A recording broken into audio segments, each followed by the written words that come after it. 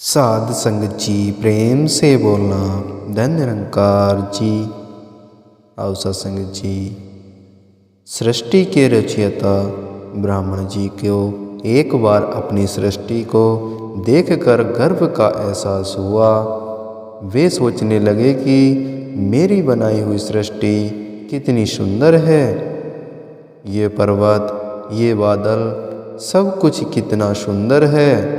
साध संगत जी, कहीं विशाल हिमसागर है तो कहीं मनोमोहक हरितमा, सब और सौंदर्य ही सौंदर्य बिखरा है। साध संगत जी, यह सोचकर उनकी छाती गर्व से फूल गई, मस्तक अहंकार से ऊंचा उठ गया कि इस सौंदर्य का कारण मैं ही हूँ। मैंने ही यह सब बनाया है। वे खड़े होकर अपनी ही रचना को गर्व से भी निहारने लगे। सत्संग जी, शाम को सूर्य अस्त होने को था, तभी उन्होंने देखा कि सामने स्थित पर्वतमाला के बीच एक रास्ता है। वहाँ से एक कतार सी आती दिखाई दी।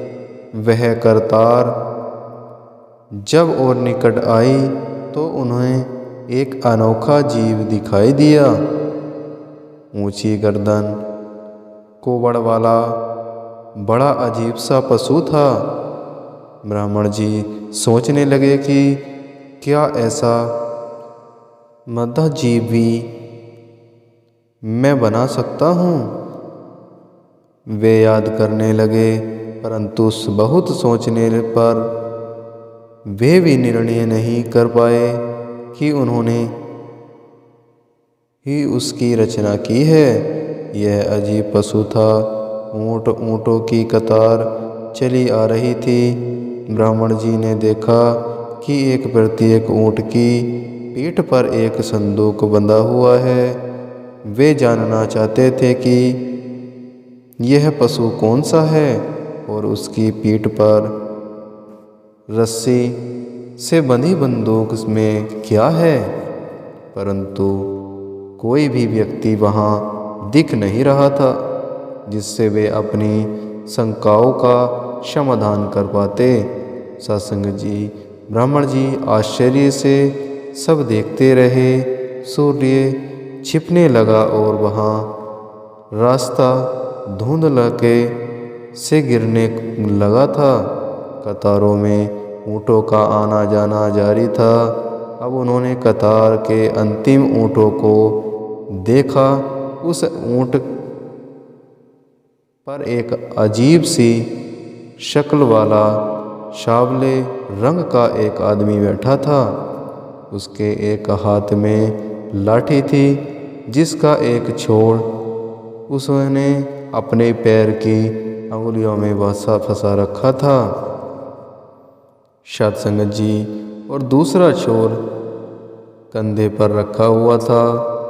यह आदमी लापरवाही से इधर उधर देख रहा था। ब्राह्मण जी की ओर उसने एक बार भी नहीं देखा। सत्संग जी, ब्राह्मण जी को बहुत आश्चर्य हुआ। अपनी शंकाओं के समाधान की इच्छा में उन्होंने उससे पूछा, अरे भाई, उस आदमी ने जैसा सुना ही नहीं।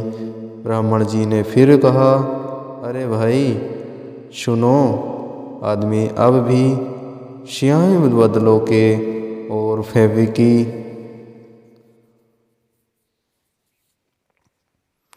से देख रहा था। अरे भाई, ब्राह्मण जी ने जरा ऊंची आवाज़ से कहा। तो उसने ब्राह्मण जी की ओर अपनी गर्दन घुमाई और शांति से कहा, कहो क्या कहना है। मुझे बहुत जल्दी है, जो कुछ कहना है जल्दी कहो। और सत्संग जी, ब्राह्मण जी अपना परिचय देते हुए बोले कि तुम शायद मुझे न जानते नहीं हैं। मैं ब्राह्मण हूँ। यह पूरी सृष्टि मैंने ही बनाई है। मैं जानना चाहता हूँ कि यह अजीब सा जानवर क्या है।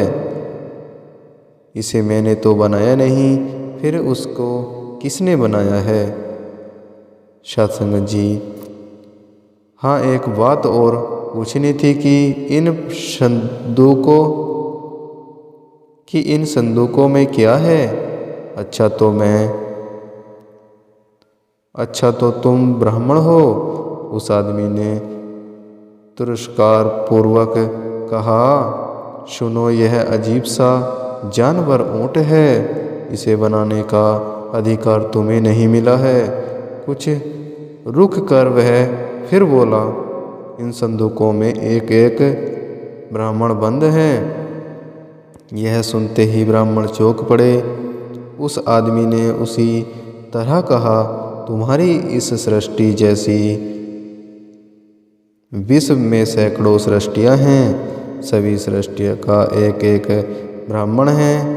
वह व्यक्ति सांस लेकर फिर बोला, पार ब्रह्म परमेश्वर को सूचना मिली है कि कुछ सृष्टियों के ब्राह्मण कुछ अभिमानी हो गए हैं। वे अपनी वास्तविकता को भूलते जा रहे हैं। सत्संग जी, इसलिए प्रभु ने आदेश दिया है कि जिन सृष्टियों के ब्राह्मण अभिमानी हैं हो गए, उन्हें हटाकर संदूक में भी से नया ब्राह्मण निकालकर उसे अनेक स्थान पर नियुक्ति कर दो और पुराने ब्राह्मणों को उसी संदूक में बंद करके ले जाओ। इसलिए अभी वह आदमी यह कहकर ही रहा था कि ब्राह्मण जी परमात्मा का ध्यान करने लगे। वह आदमी आगे बोला, सुना है इस सृष्टि का ब्राह्मण भी अभिमानी हो गया है। इसलिए मैं ब्राह्मण जी का ध्यान पूरी तरह परमात्मा पर केंद्रित था। वे लज्जित होकर उनसे क्षमा याचना कर रहे थे कि हे भगवान, आपकी ताकत से ही मेरा अस्तित्व कायम है। मैं आपको भूल गया था।